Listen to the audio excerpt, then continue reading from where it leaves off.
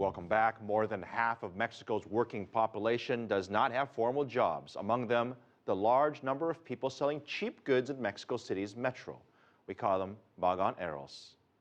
But now the government has ordered them to stop selling. John Holman reports from Mexico City. A working life lived in tunnels, beneath neon lights. In the subterranean world of the metro, Juan Carlos keeps moving. To the sound of music from the speakers in his backpack. He sells pirate CDs to the passengers. In the country at the moment, there's a lot of unemployment, and the minimum salary here isn't enough to live off.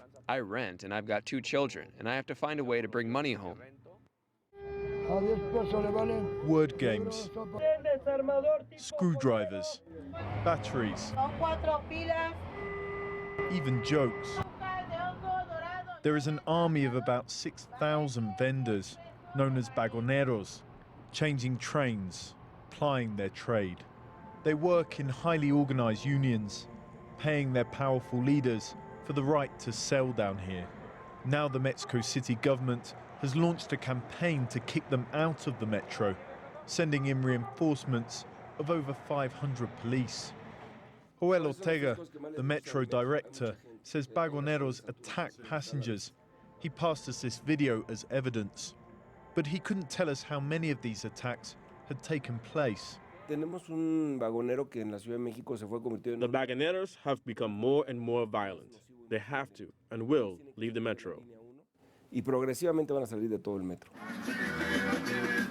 It's music sellers like Juan Carlos that provoke the most complaints.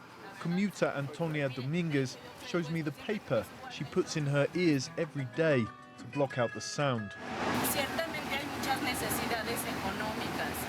There is a lot of need, and this is a way to earn money. But a lot of the time, they're too loud, and they're aggressive if you say something against them. The Vagoneros are down here because they have few other options, says Sandra Ruiz. She's been researching them for years. Normally, Vagoneros are young people without higher education, people from other places that couldn't find formal work, people trying to get away from crime, single mothers. What opportunities have these people got then if they kick them out of the metro? They won't have any opportunities to find work. If those existed, they would have found them already.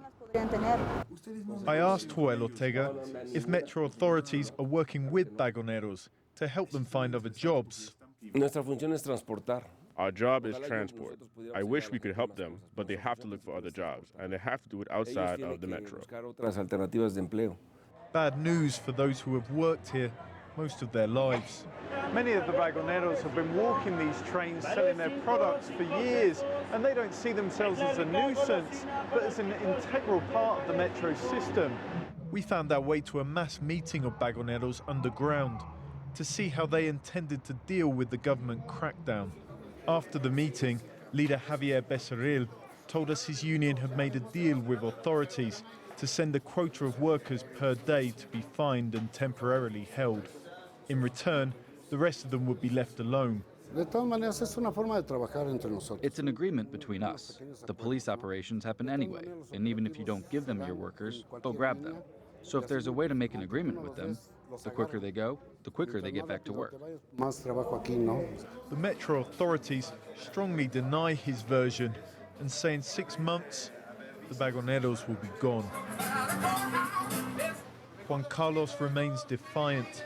For him, there is too much at stake to go quietly. We're not just going to leave the metro just like that, because it's our source of income. It's what we do. We're not robbing or damaging any of the passengers. He can only keep moving from train to train. One song away from a sale, one step ahead of the law. John Holman, CCTV, Mexico City.